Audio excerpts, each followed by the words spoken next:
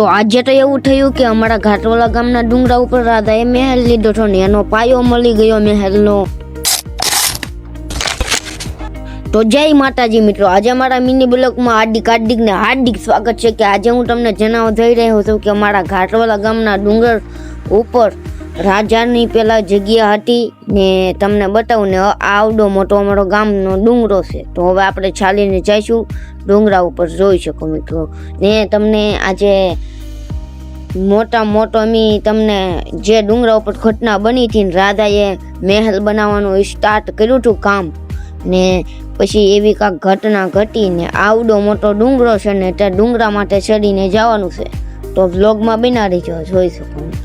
ને આ અમારે મોટો ડુંગરો છે ને ઘાટવાલા ગામનો 2 ડુંગરા છે, એક ઓલ પાસે અને કાયમ પાસે. તો જોઈ શકો મિત્રો. તો વ્લોગમાં બનાવી જો, એટલે વ્લોગ પૂરો જોજો, જોઈ શકો મિત્રો. ને અત્યારે ને એવી ઘટના ઘટી તે યુદ્ધ થયું ને પછી મહેલનું કામ બંધ રહ્યું ને જ્યારે આ મહેલનું કામ હાલતું થયું તો આ રોડ બનાવ્યો હતો, જોઈ શકો મિત્રો. મહેલ પાસે જવાનું છે, પ્લોટ હતો કે નહીં રાધાનો, એ જગ્યાનો પ્લોટ હતો ને ત્યાં આ રોડ બનાવ્યો, ત્યાંથી જવાનું ત્યાં. ને યુદ્ધ થયું ને મહેલનું કામ સ્ટાર્ટ થયું ને યુદ્ધ થયું આ ડુંગર ઉપર. ને પછી પાછું મહેલનું કામ બંધ રહ્યું ને જોઈ શકો મિત્રો. તમને આ મોટો ડુંગરો છે ને, બહુ મોટો ડુંગરો છે, જોઈ શકો મિત્રો.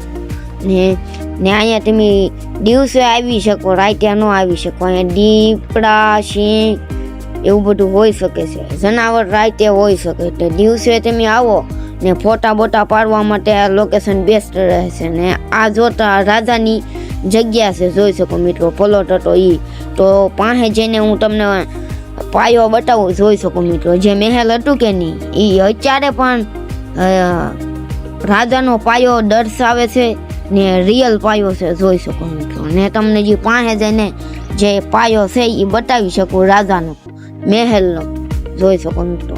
ને તમે પાસે જઈને જે હું તમને બતાવી શકું કે આપણે રાધાનું મહેલ હતું પહેલાં તે યુદ્ધના કારણે પછી બંધ રહ્યું ને આ એનો પાયો દર્શાવે છે, જોઈ શકો મિત્રો.